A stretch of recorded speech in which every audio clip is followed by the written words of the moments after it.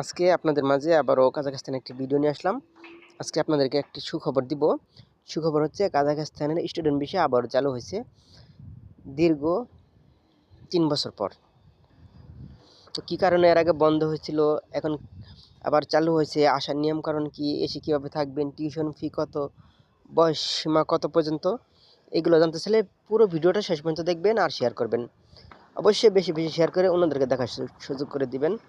আপনারা কিভাবে শেয়ার করবেন, কোথায় শেয়ার করবেন?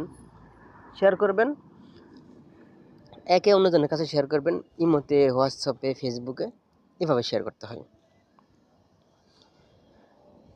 তাহলে আসুন জেনে নিই কাজাখস্তানের স্টুডেন্ট ভিসার বয়স সীমা সর্বোচ্চ 28 পর্যন্ত, আর অবশ্যই শিক্ষাগত যোগ্যতা সর্বনিম্ন এইচএসসি পাস হতে হবে, অরিজিনাল সার্টিফিকেট থাকতে হবে, কোনো ভুয়া সার্টিফিকেট চলবে না। আর আসতে সময় লাগবে কতদিন? আসতে সময় লাগবে সর্বোচ্চ 3 মাস। ইন্ডিয়া যেতে হবে। কাজাখস্তান আসার পরে টিউশন ফি কত? টিউশন ফি হচ্ছে আপনার বাংলা টাকা 1,30,000, 1,20,000, 30 এমন, এর বেশি না, প্রতি বছরে এটা। আবার আপনারা এখানে আসার পরে এটাকে ওয়ার্ক পারমিটও কনভার্ট করতে পারবেন, একটু টাকা বেশি লাগবে। তারপরে আপনারা এই ভিসা দিয়ে এসে যেখানে ইচ্ছা সেখানে কাজ করতে পারবেন, কোনো সমস্যা নেই। আপনাদের ইচ্ছা স্বাধীন আপনারা কাজ করতে পারবেন।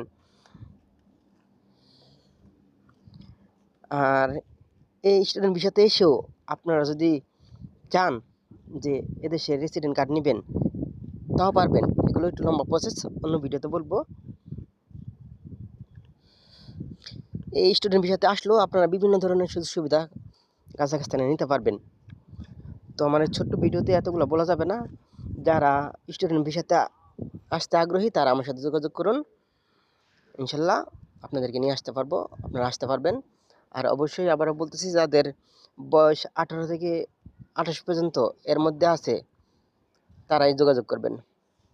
আর অবশ্যই অরিজিনাল সার্টিফিকেট থাকতে হবে, কোনো ভুয়া 2 নম্বর সার্টিফিকেট চলবে না। আশা করি সবাই বুঝতে পারছেন। আর ভিডিওটা শেয়ার করুন, এটা খুব ভালো একটা নিউজ, অনেকদিন পরে আসলো। সবাই শেয়ার করবেন, শেয়ার করে অন্যদেরকে দেখার সুযোগ করে দিবেন। বাংলাদেশে অসংখ্য ছাত্রছাত্রী আছে যে তারা স্টুডেন্ট ভিসাতে আসতে আগ্রহী, এর জন্যই ভিডিওটা শেয়ার করবেন আপনারা।